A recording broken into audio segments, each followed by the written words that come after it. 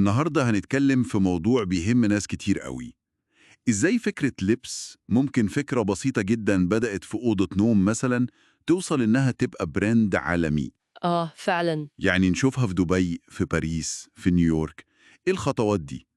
معانا شوية ملاحظات كده بتقول إن الموضوع مش مستحيل خالص. هو فعلا مش مستحيل، والمصادر اللي معانا بتقدم خطوات عملية جدا، يعني مش مجرد كلام نظري وخلاص. بالظبط. بتكسر فكرة إنه حلم بعيد أو إنه محتاج إمكانيات ضخمة من الأول. طب كويس، خلينا نبدأ بأول خطوة، اللي هي إيه بقى؟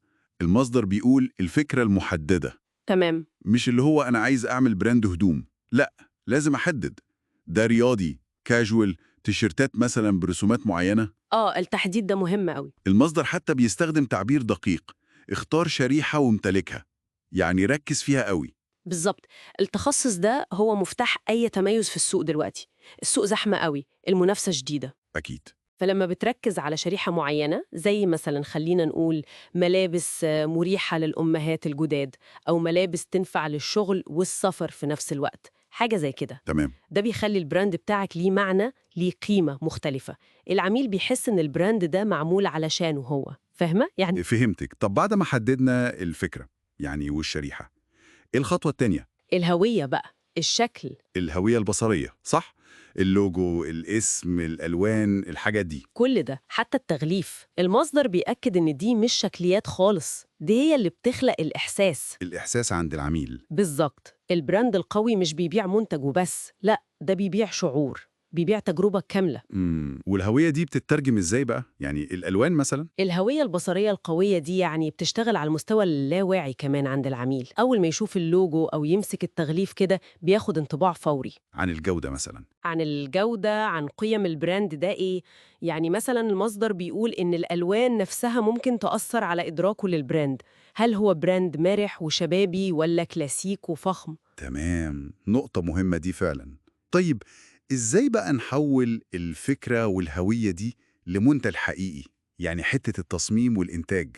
ودي نقطة عملية قوي وناس كتير بتقلق منها. المصدر بيقول حاجة حلوة قوي: مش شرط خالص إن صاحب الفكرة يكون مصمم أزياء. لا خالص. ممكن جدا يستعين بحد. في منصات دلوقتي زي Upwork وفايفر تجيب مصممين مستقلين. تمام. وبعدين مرحلة العينات، وتتعامل مع ورش صغيرة في الأول، أو حتى في حلول أسأل كمان، زي إيه؟ زي البرنت اون ديماند أو الطباعة عند الطلب. سمعت عنها دي؟ دي بقى يعني حلت أزمة كبيرة لناس كتير عايزة تبدأ. فكرتها بسيطة قوي. إيه هي؟ مش محتاج تخزن بضاعة خالص في الأول. بترفع التصميم بتاعك على منصة، ولما يجي أوردر المنصة دي هي اللي بتطبع القطعة وتشحنها للعميل. يعني مفيش تكاليف تخزين ومخاطرة كبيرة في الأول. بالظبط. بتقلل التكاليف والمخاطرة جدا في البداية. بس طبعا لازم تختار مزود خدمة كويس جودته مضمونة. أكيد الجودة مهمة طبعا. طيب، عملنا المنتج، نيجي للتسويق. المصدر بيركز قوي على السوشيال ميديا: طبعا. ده أساسي دلوقتي. انستجرام، تيك توك، المنصات اللي فيها صور وفيديوهات. بالظبط. بس مش أي صور وخلاص. لا، طريقة العرض نفسها، صور شكلها حلو، احترافية.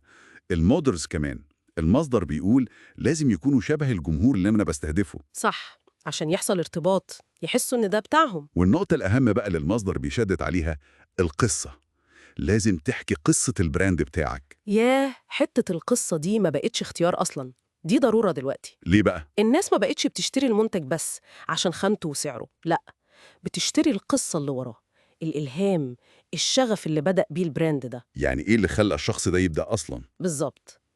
المصدر بيلمح لمثال عن حد بدأ براند عشان كان بيلاقي صعوبة يلاقي مقاساته، فعمل البراند عشان يحل المشكلة دي لناس تانية زيه. حلوة دي. الشفافية دي، إنك تشارك رحلتك كده بصراحة، بتبني ثقة قوية جدا مع الناس. تمام. ومع التسويق الكويس لازم عملية الشراء نفسها تكون سهلة. أكيد طبعا. يعني متجر إلكتروني بسيط في الأول. المصدر بيقترح منصات زي شوبيفاي أو ووكوميرس بتسهل الموضوع ده. هي فعلا بتخليه أسهل بكتير دلوقتي. والنقطة التانية المهمة: خدمة العملاء. دي بقى ممكن تكون أهم حاجة، سرعة الرد، حل المشاكل، إنك تدي قيمة حقيقية للعميل. المصدر بيقول جملة لفتتني قوي: أول 10 عملاء راضيين هم نواة الشهرة الحقيقية. دي حقيقة 100%.